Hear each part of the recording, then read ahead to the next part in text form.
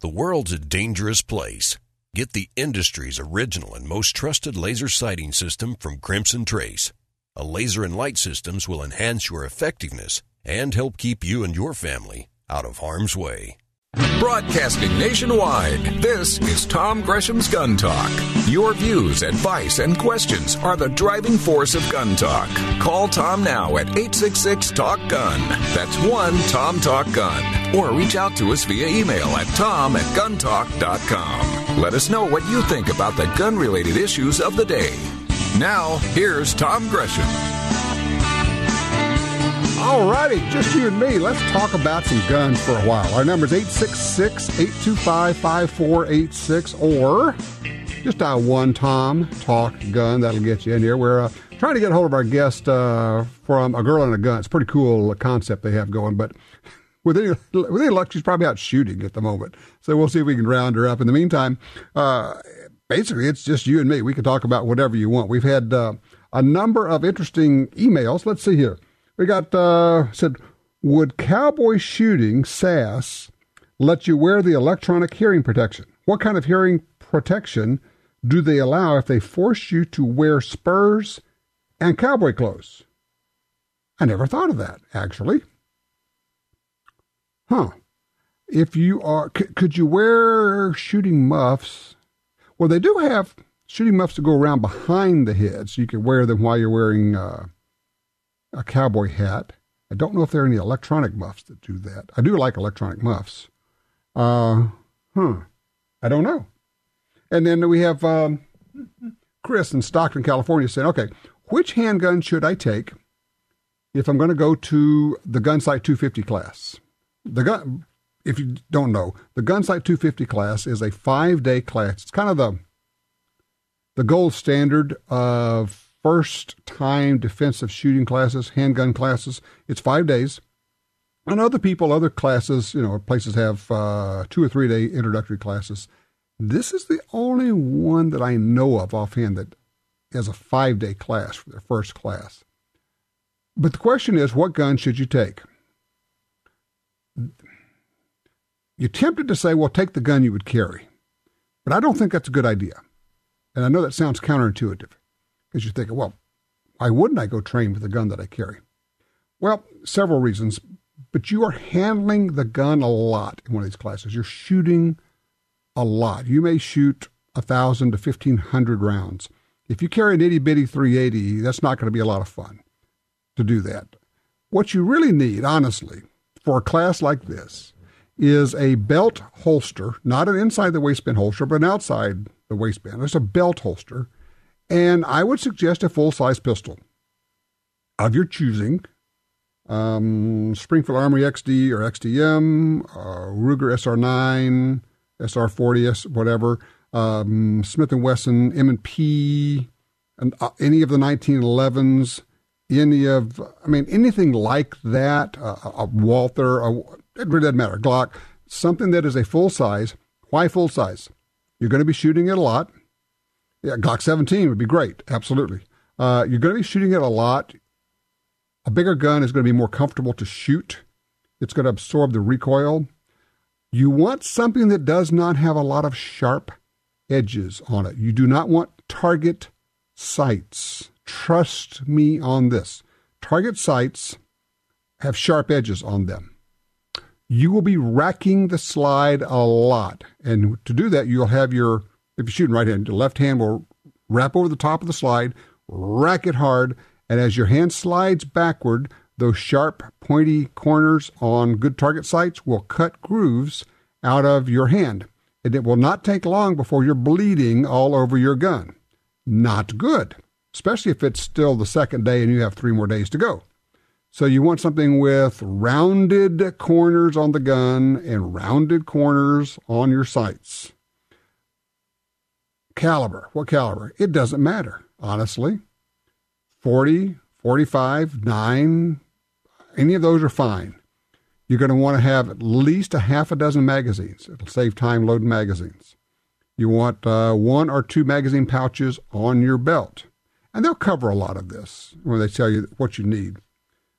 For the holster, let me talk about the holster for a second. and this is true for your inside the waistband holster, for your everyday carry holster. Your holster must stay open all the time so that you can holster your gun with one hand. If you have a holster that requires you to hold the holster open with one hand while you insert the gun into it with the other hand, there is a procedure for dealing with that, and it involves taking the holster and dropping it into the nearest dumpster or giving it to someone you really and truly do not like. A holster like that does not deserve to exist. If you can't reholster your gun with one hand, you have a bad holster. Because here's what's going to happen, typically. Assume you've got the pistol in your right hand. You're going to reach around with your left hand. You're going to hold this holster open with your left hand, and then with your right hand, you're going to sweep, which means to point your muzzle of your gun at your left hand while you're putting it in the holster. Generally speaking, pointing your loaded gun, or even your unloaded gun, because as we know, rule number 1, all guns are always loaded, pointing the gun at yourself is a bad idea. Don't point it at anything you don't want to shoot. Fair enough? All right. Line 3. Monty is with us out of North Dakota. Hello, Monty. What you doing out there? Freezing in North Dakota? It's blowing pretty good today, and it is definitely cold. Yeah, that's kind of a given. You knew what you were getting into, didn't you? Well, I've lived here for about 70 years, so. Well, there you go. No surprises for you. So, what you working on? I have been zeroing in my rifles, and I think the distance was 30 yards. So I stepped off 30 yards this year and zeroed it in, thinking it'd be on at 300. And I'm going to have to get somebody that has trajectory of bullets or something, because I'm hitting high. What caliber? Well, I've got everything from 22 250 up to 300 Winchester mag. Well, it's interesting you would call, because just last week we talked to a friend of mine who's written a book about optics. And he said, look, this whole thing about sighting in at 25 or 30 yards is baloney. It simply does not. All that does is get you on paper, but you're not sighted in. You're not even close to sighted in when you shoot at 30 yards. And where the bullet's going to hit at 300 yards or 200 yards depends on, 1, the caliber, and 2, the height of the scope over the bore. So shooting at 30 yards, all that's going to do is say, okay, I'm on paper, I'm close enough. Now I can move the target out to 100 and check it, and now I'll move it out to 300 and check it. But there's actually nothing that makes sense that says that if you're sighted in at 30, you're going to be sighted in at 300. Okay. Tom, I've got another problem. I've got a scope that I absolutely cannot bring even on the paper at 30 yards. So it's been a good, absolutely wonderful scope, but it's in tip-out mounts, and no matter how hard I tested it, I couldn't bring it enough to bring it onto target, okay? And these are tip-off mounts where you could swing the scope away so you can use the iron sights? Yeah, and then I looked at my front sight, and somebody's bent the stinking front sight over, and I don't know I didn't do it, so it had to be somebody else. And I was wondering, is it better to heat that a little bit before trying to straighten it, or should I just try to find a brand new front sight? Woof. Boy, I don't know. I'm not a gunsmith, and I don't play one on TV. I don't know. Here's what I'm going to throw out, this idea. If your front sight took a hit big enough to bend it, then probably your scope and mounts took a hit big enough to get them off. I've never been a fan of swing-over mounts. I just don't think they're very secure. If it were me, I would take those off and drop them in the trash can and put some lockdown solid mounts on it for the scope mount. Your scope could have been damaged. Your mounts could have been bent or damaged. I think you have to start over, because this gun is taking a whack if your front sight got hit that much. I would put a different mount on, and I would start over. I would start from scratch and see what that does for me, because I think somewhere along the line, your scope, your whole rifle took a whack, and you got a mess. Take everything off, start over, put new scope mounts on, and if that doesn't work, if you can't get your scope on, there's an excellent chance your scope could have been damaged. A lot of people think that scopes just work forever. They don't. And if you're having trouble getting a gun sighted in, sometimes it's not you, and sometimes it's not the rifle. Sometimes it really is the scope. And if you have a second scope, pop that on, see if that doesn't fix the problem. Well, I wish you luck with it. All right, 866-TALK-GUN. If you're thinking about Christmas presents for shooters, or maybe something for yourself, what kind of things would shooters like to have? Cleaning supplies? Is that too mundane? I don't know. 866-TALK-GUN. What would you like to see on your Christmas list?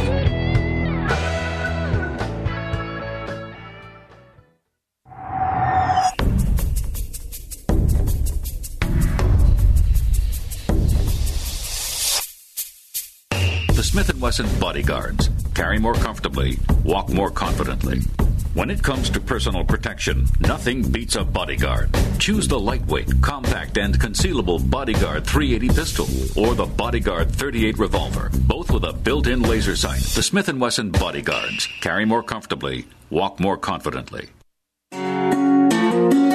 For 36 years, the U.S. Sportsmen's Alliance has been fighting to protect hunting, fishing, and trapping for sportsmen from coast to coast. Today, we are under constant attack from extremist animal rights groups who want to end your ability to hunt in the U.S. Join us to protect our sporting heritage and our way of life outdoors. To join or for more information on how you can help, go to ussportsman.org.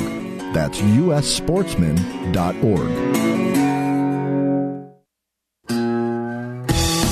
In the field or on the range, you need a trigger you can trust. For over 60 years, Timney triggers have been trusted by hunters and shooters everywhere. A Timney trigger could mean the difference between a great shot and a miss. Timney triggers are proudly made in the USA and come with a lifetime warranty. To order, go to timneytriggers.com. That's TIMNEY triggers.com. What do I have? He said, you got a green-winged teal and a pintail. I said, now we get somewhere. I could take you to the very spot I was standing and said, look, they were right there. I was about 11 years old. I've been chasing them ever since. Where there's design, there is a designer. We were designed to kill ducks. Mossberg, built rugged, proudly American, just like us. Weather can affect your shot. Extreme cold, extreme hot, no matter what, Australian Outback Ammo has you covered. Ammunition loaded to shoot the same spot every time. And now Australian Outback offers 300 blackout with loads from a 125 grain bullet to a 220 grain subsonic load. Check it out at outbackammo.com.au. outbackammo.com.au.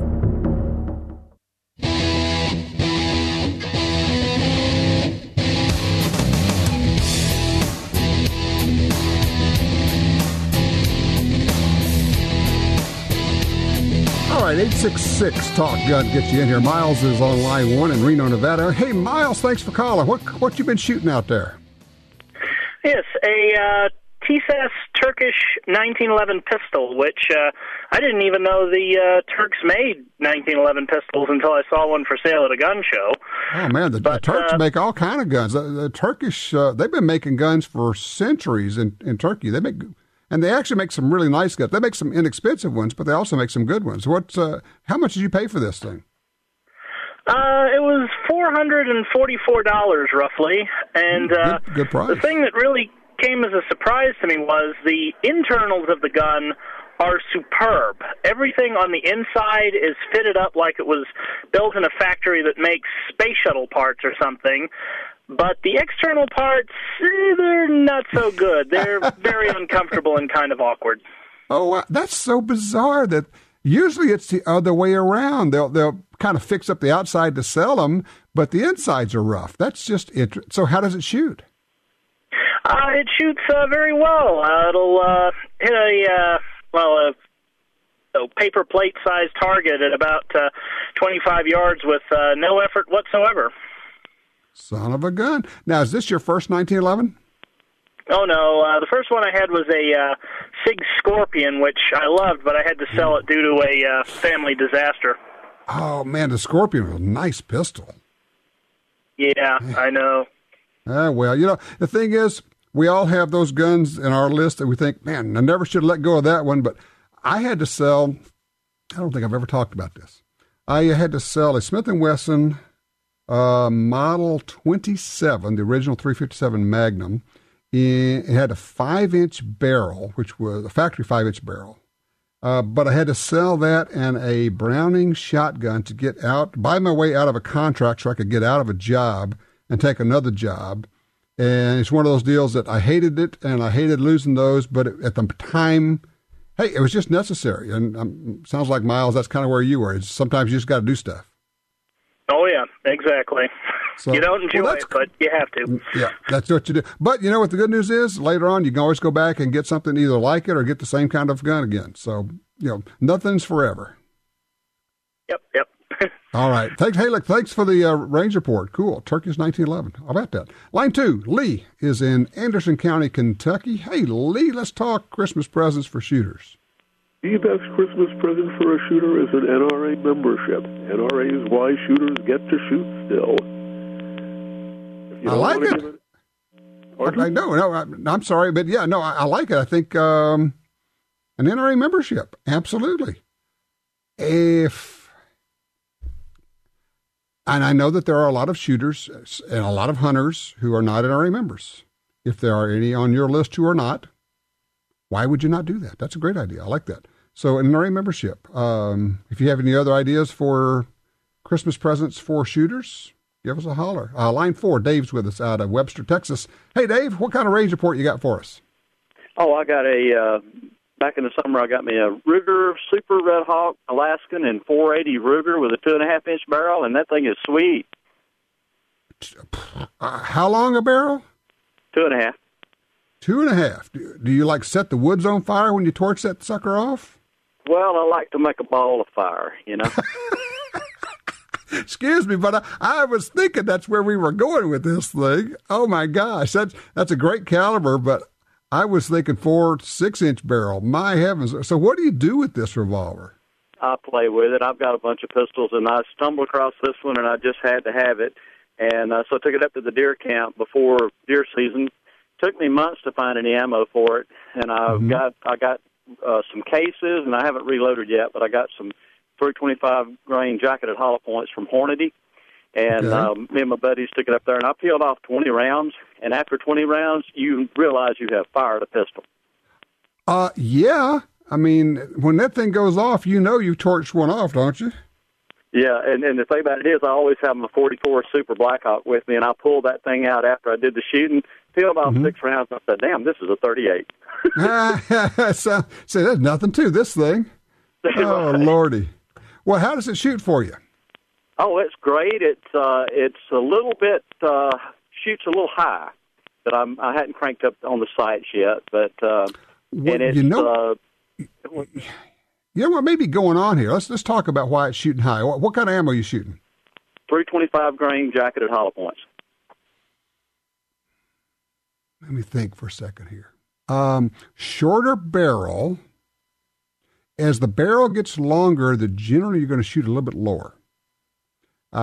Short barrel could result in shooting a little bit high, and depending on the ammo, the heavier the bullet, and the slower the bullet, the higher it's going to hit, because the gun is actually recoiling during the bullet travel down the barrel.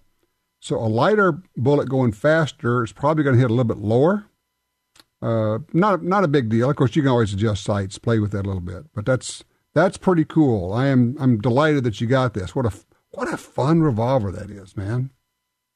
Yeah, it was quite a hit at the deer camp. No kidding. That's great. All right, let's appreciate the range report. I always love to get those range reports. What have you been shooting? What have you taken out? I had another question. Somebody emailed me. How do you compare the 7mm08 with the 257 Roberts? Because, of course, I like both of those. Honestly, for most hunting, they're pretty similar. Obviously, a 7mm, you can use heavier bullets. You can shoot 140, 150, even 160 grain. I don't think I'd shoot 175 grain bullets in a 7mm08. But with our good bullets we have now, the controlled expansion bullets, you really don't need that. 140, 150 grain bullets to do everything you want. Why choose one or the other? I don't know. Just pick one. It doesn't matter, honestly. If I were hunting elk, I would want the 7mm08. I would hunt elk with a 257 Roberts with the right conditions, understanding, and here's the really, really important part, understanding that I am willing to not take a shot if the shot's not good. There are some people who are not willing to pass up the shot. And if you're using a smaller gun, you simply say, okay, that's a quartering away shot. I can't take that with a 257 Roberts. If I had a 300 mag shooting 200 grain partitions, yeah, I could drive it through there and do what I need to do. That's a decision you make. With the 7mm08, I'd be tempted to take maybe a few more shots, but it's just choices. It's, I like one, like the other. I think for overall hunting, a 7mm08, 270, 308, 280, that category is the best do-everything hunting lineup of rifle cartridges you can find. I just don't think you can do any better. 308, 06, 270, 280, 7mm08. And when I say 7mm08, of course, it includes the 7x57, the 7mm Mauser, which are ballistic twins, frankly, the 708 and the 7mm Mauser. And the 7 Mauser, of course, has been around for, holy smokes, more than a century and still doing exactly what it was supposed to do. So all we have with the 7mm08 is just a modern version of the same thing, shooting good bullets. And, it's that same old deal. People say, well, I actually had people complaining, say, well, you say if you shoot them in the right place, everything works fine.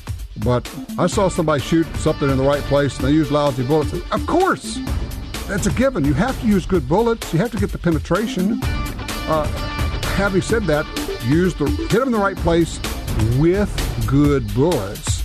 You will need to sharpen your knife because you will then have venison. Tom Gresham's Gun Talk is broadcast nationwide every Sunday. If you can't hear Gun Talk where you live, call your local talk format station and clue them in on Gun Talk. Stay tuned. We're coming right back.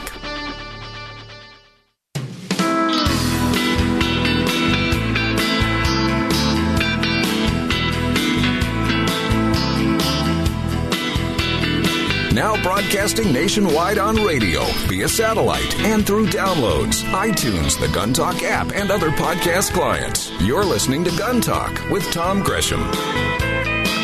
All right, we got them lined up right now. Lots of folks calling in, and you can join us. 866-TALK-GUN, get you in here. John's called in from West Leechburg, PA. He's on line 3. Hey, John, what you thinking for Christmas presents? Oh, 2 books that I really enjoy reading. And, I'd like to hear from some other people. First one, it's called Wild Sports, and it's the rambling and hunting trips through the United States of North America by a Friedrich Gerstacker. And he was a 21-year-old German immigrant in the early 1800s. Came over here and just hunted his way and lived through eastern United States. He did all his hunting with a flintlock. And he was a man after my own heart because he did a lot of bear hunting. I see that. I'm looking right now. It is available on Amazon, looks like, in paperback. They've got some used copies and some new ones there. So, yeah, it's called Wild Sports, Rambling and Hunting Trips Through the United States of North America. Cool. Excellent book. I'll tell you, I was really pleased with it. And one just a little bit better. A fellow by the name of Elmer Keith. It's called Hell I Was There. Yeah. How are you going to beat Hell I Was There by Elmer Keith? Yeah, and you're only going to find this on eBay, I think. And that's anywhere from $20 to $200. People don't know, think they have something really good there. So start looking for that. Yeah, great book. I mean, Elmer Keith was the real deal. And when he says, I believe that when he says he did something, he did it. And so I guess what you're saying is I should hold on to my autographed copy, huh? That's going. I saw someone asking $175 for that. Okay. You can ask. There you go. Great ideas. Books for Christmas, and there are a lot of cool ones. There are a lot of new books out, and then some of the old classic ones make for great presents. And I'm of the generation of the belief that I just think that there's such value in having these good books. I love having them around. Any other books on your list or particular outdoor books that you enjoy? Those are the only two off the top of my head because they make me realize how good and easy we have it. That's a when good you point. read Elmer Keith, he was either led a really hard life or he was a great BSer. Maybe a little of the two, but he was an incredible man. I think tough life, tough, hard life. I mean, the fire. He basically got burned up. Spent all of his life badly scarred that a lot of people don't know. Just a lot of things there. I believe I met him once when I was a little kid.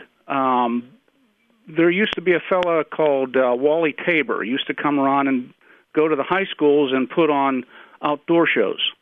I knew Wally. All right. Well, I remember there was this one gentleman. He was a hunter, and he was talking about this polar bear he shot. He actually made it. It was supposed to be in Alaska, but he went into Russia, and he was talking about this jet, and they had to put the bear hide over the airplane. And I'm reading an Elmer Keith here, and I'm thinking, oh my God, that was him. Could have been. Yeah, Wally Tabor was one of the original lecturers. Show films and slides and do lectures on his outdoor adventures. Now, we're going way back. Both of us are geezing now because this was a long time ago. But, yeah, I knew Wally through the Outdoor Writers Association of America. That's how I knew him when I was growing up in that organization. I sure appreciate the suggestion, John. Great idea. Line 2, Mark is with us, Baton Rouge, Louisiana. Hey, Mark, what you looking for? Well, I'm looking for 22 ammo. No, I'm just kidding. Yeah, really. But I'm really not. I'm looking for a Ruger Vaquero in 45 ACP. I was wondering if they still made those. Yes, they do. Certainly do. They've got them in 45 ACP as well as 45 Colt. And you can even get them with the interchangeable cylinders. Let's see. I'm looking. That one is available through Davidson's. If you go to the galleryofguns.com, they have that as a special edition with the interchangeable cylinder, 45 Colt and 45 ACP cylinder. Well, you're going to make somebody's Christmas feel good. And I need a case of CCI. Me too. When you find them, buy two. I'll take one. And I think you made a wise choice on that caliber. 7mm 08 is my go-to gun. No kidding. Now, what rifle? Sir. What rifle do you have it chambered in?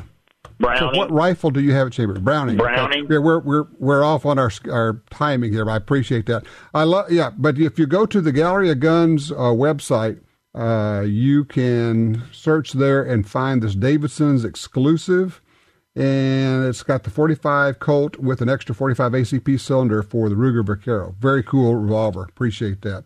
Let's see. We're at the time where Tom's supposed to say, oh, let's take a break. So why don't we do this? Let's take a break, and then we'll come back in just a second here. I'm having so much fun talking about guns and loads and calibers and things.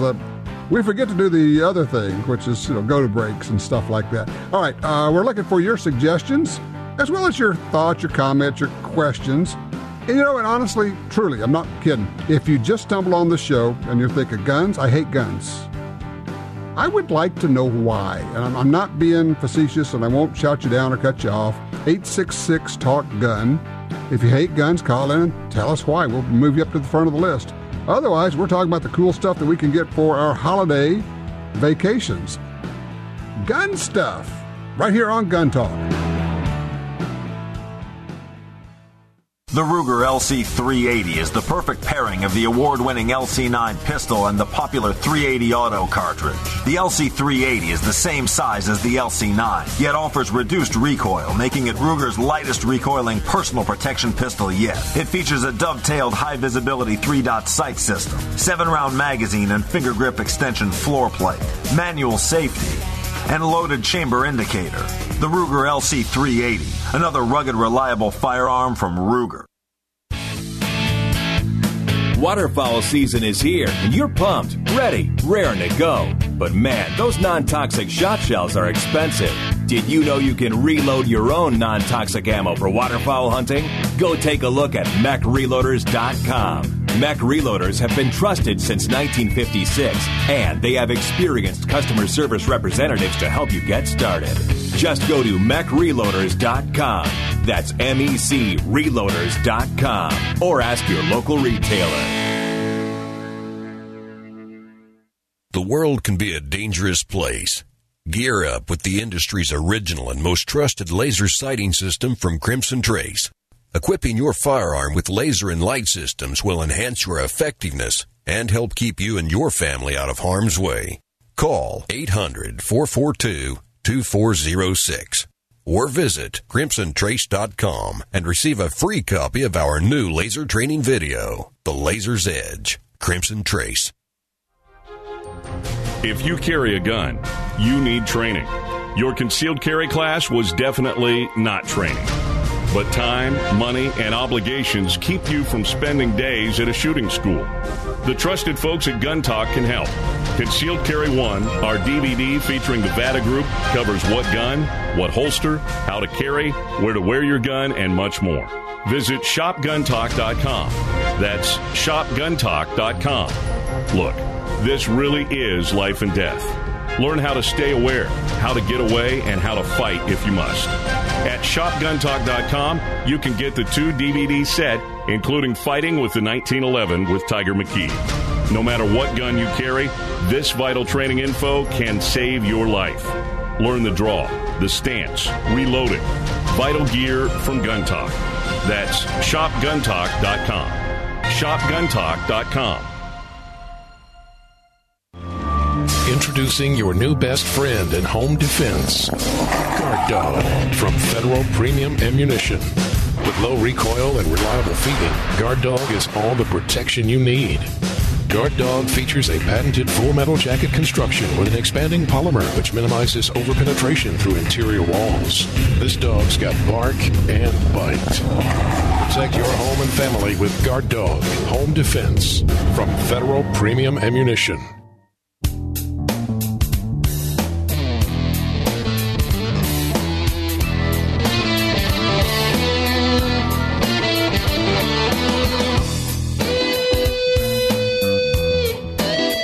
Just thinking about Christmas presents, Hanukkah presents, whatever holiday you celebrate, I don't care. But we're talking about giving gifts, gun-related gifts, shooting gifts.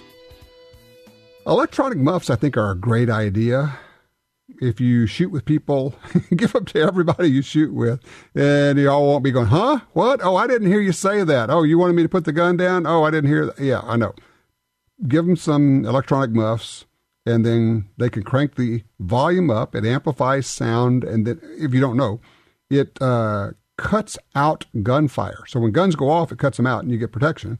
But then it comes back up and you can hear people talking. They're wonderful. I just love the heck out of them. If you're shooting really loud guns, I would suggest doubling up, where some kind of earplug and muffs on top of that.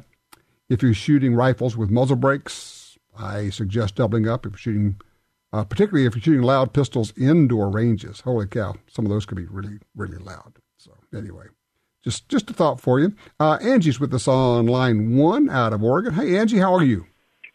I'm good. Hi, Tom. Hey, you got a report for us? I do.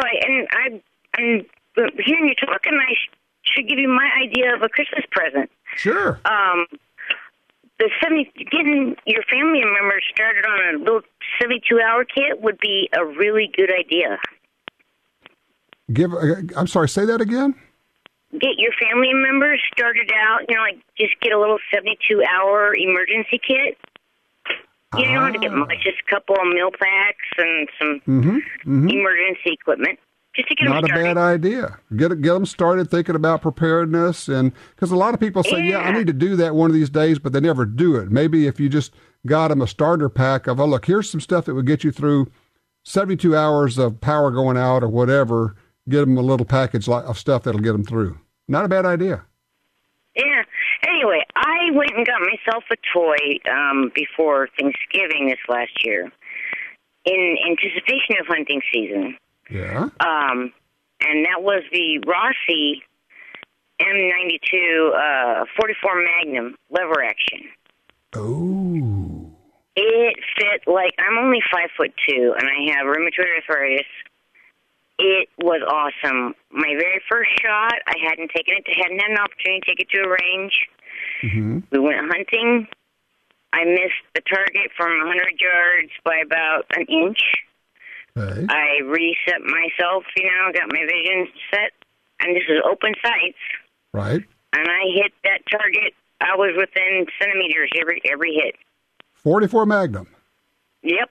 And my dad was very impressed. That is fabulous. Now, the beautiful part about that rifle is you can also shoot 44 special ammo in that rifle. Yes, exactly. And you don't have to worry about the expense of it quite so much. Right. It has less recoil, and it's less expensive, and just a lot of fun to shoot. And then when you want to, you can load it up with 44 mag, and you've got a wonderful lever action rifle that, great for deer, great for hogs, or just great for fun shooting. I love the idea. So you're good with this. This rifle's working well for you. Oh my goodness, I love it. It was the best purchase I've made in a long time. And I'm looking at the Rossi website. They have a lot of different lever actions and different styles there and different calibers. So I'm going to take this opportunity. And look, I appreciate the call, Angie. Thank you very much for this report. Let me point out that a lever action rifle in a handgun caliber, and they've got them in 38, 357, as well as 44 Magnum and some others, I think maybe one of the better home defense guns out there. So just kind of food for thought, something for you to file away as a possibility.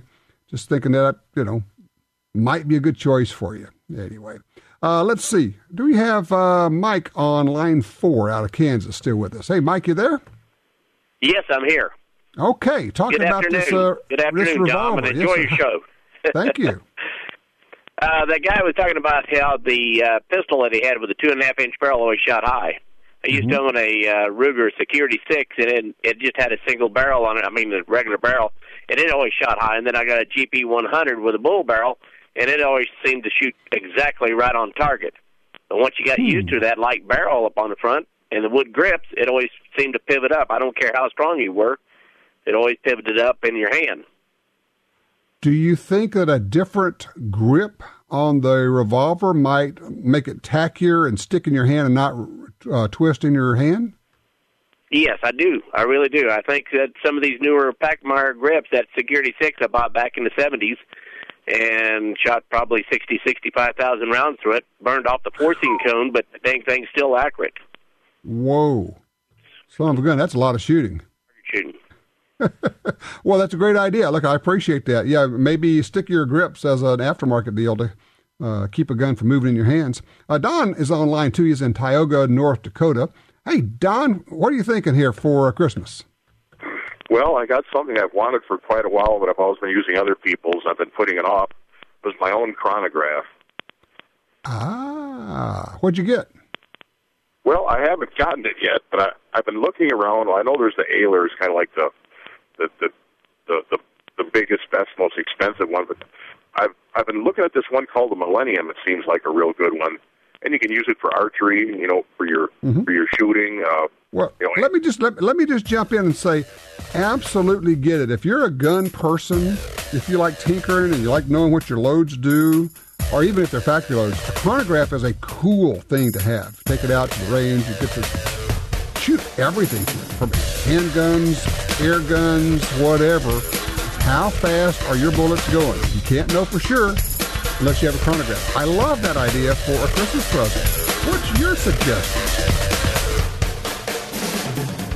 Join the NRA via Tom Gresham's Gun Talk website and receive $10 off the regular membership price. Log on to guntalk.com for details. You're listening to Tom Gresham's Gun Talk.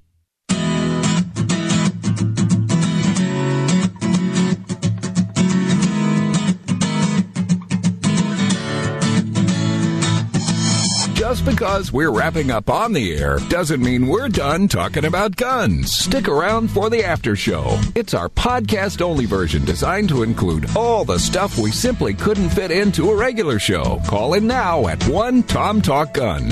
Now, back to Tom.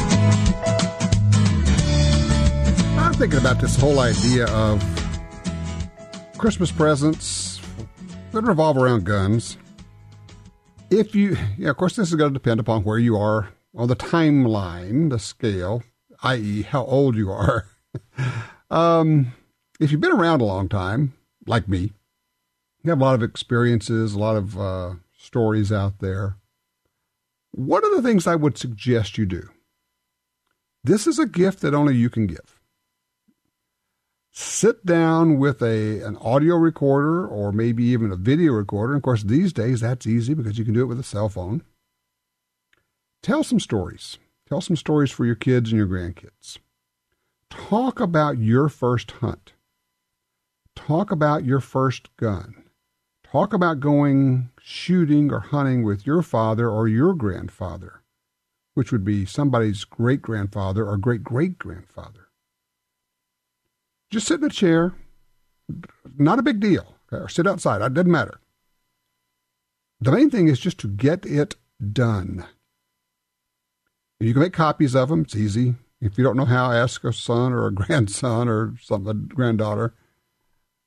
These stories are priceless. What would you give to have your father or grandfather, your mother or grandmother, tell those stories? This is a thing that only you can do. You're the only one. And when you go away, those stories are gone if you didn't do that. What a wonderful thing to do. You still have time, plenty of time right now. You could sit down and do those. So just a thought. Yeah, good thought. Insurance for your guns, your firearms replacement. There you go. It's insurance for your firearm replacement and hunting stories written so that they go along with it. You know what? We're going to talk about that a good bit in the after show if you'd like to join us for that. 866-TALK-GUN. If you have any thoughts about telling the stories, the value of that, or just thoughts about Christmas presents that revolve around this, 866-TALK-GUN will get you in here. Line 1, Rod's with us out of Idaho with a range report. Hey, Rod, what'd you get? Well, I got a Ruger LC9S, the striker-fired one. Aha. And it shoots pretty good. I didn't shoot it a lot. I only shot it like 7 yards, which is good for self-defense. Sure. And I got a little range in my backyard type area. Okay. Because I live out in the country a little bit. But anyway, it seems to shoot pretty good. The kick isn't too bad. I was hoping I could talk my wife into maybe getting one too, but she's still sticking with a revolver. I had her shoot a little bit. She didn't. That she was. I don't know. I have a hard time really getting her interested in guns that much anyway. All right. Well, look, I appreciate it. Unfortunately, I'm out of time. We're at the hard break, that denotes the end of the broadcast part of our show, but that doesn't mean that we're done because we're going to do the after show now. So if you'd like to join us for that, we will get you in. 866-TALK-GUN will get you in here. We can yak a little bit about, some of the things we've talked about here, or if there's something we forgot to talk about, by all means, give us a holler. 866-TALK-GUN will get you in here. We do have a couple of people on hold, but we have room for you. In the meantime, give some thought to this idea of capturing those stories, those family stories, those connections. We talk about it with guns and shooting, but they're really the family stories. There's literally nothing you can do that's more valuable than that. In the meantime, get yourself a gun or some ammo or something cool. And make a note. Next week, let us know what that's going to be. Have a great day.